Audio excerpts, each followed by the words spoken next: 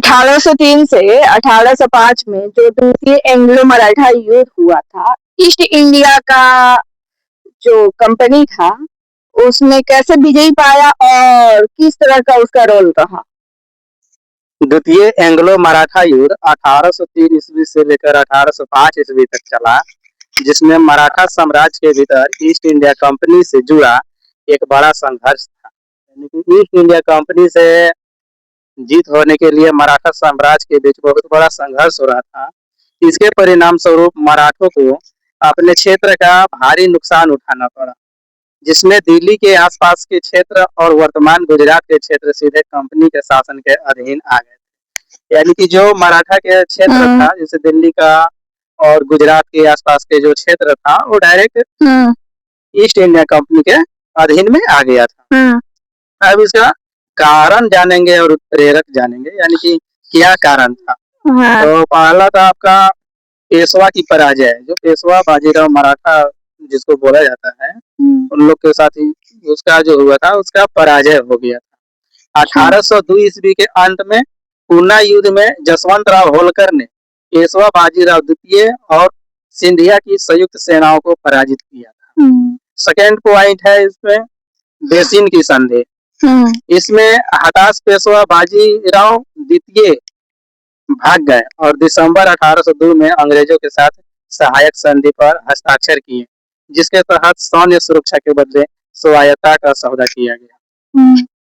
Next point है मराठा प्रतिरोध।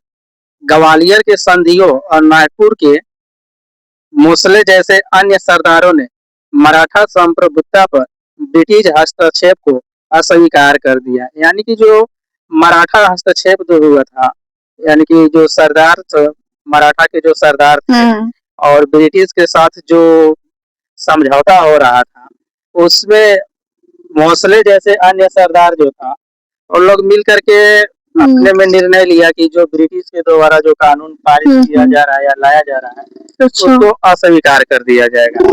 इसमें प्रमुख लड़ाइयाँ और अभियान चला था। तो पहला था असास्य और अगारवा।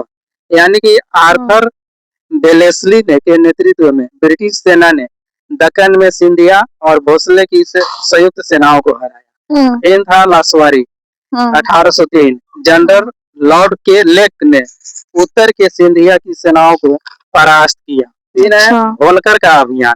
1804 ईस्वी से 1805 ईस्वी के बीच युद्ध समाप्त होने से पहले जसवंत राव होलकर ने अंग्रेजों से अलग से लड़ाई की।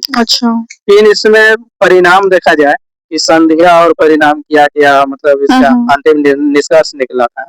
तो सुरजी आजनगांव संधि हुआ था 1803 ईस्वी में सिंधिया द्वारा हस्ताक्षरित, जिसमें दिल्ली, आगरा, गुजरात के कुछ हिस्से और गंगा यमुना दोआब अंग्रेजों को सौंप दिए गए।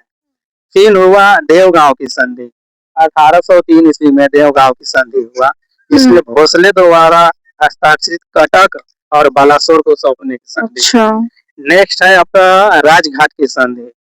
1805 ईस्वी में होलकर के साथ संघर्ष समाप्त हुआ, जिन्होंने रोक, बुंदी और रामपुरा को सौंप दिया। इन सत्ता का पतन, मराठा प्रभुत्व का विघटन और मध्य भारत में ब्रिटिश वर्चस्व का विस्तार। यानी कि मराठा जो प्रभुत्व था उसका विघटन हो गया, यानी कि समाप्त हो गया, और ब्रिटिश ईस्ट इंडिया कंपनी का वर्चस्व मध्य भारत में संपूर्ण रूप से लागू हो गया। तो आज हम लोग 1804 ईस्वी से 1805 ईस्वी तक के जो भी संधिया और परिणाम रहा उसके बारे में चर्चा किए। नेक्स्ट वीडियो हम लोग बेलोर विद्रोह लेकर के आएंगे 1806 ईस्वी का। तो उसके बारे में पार्ट 21 रहेगा। पार्ट 21 रहेगा। अभी पार्ट 20 बना है। पार्ट 20। Thank you.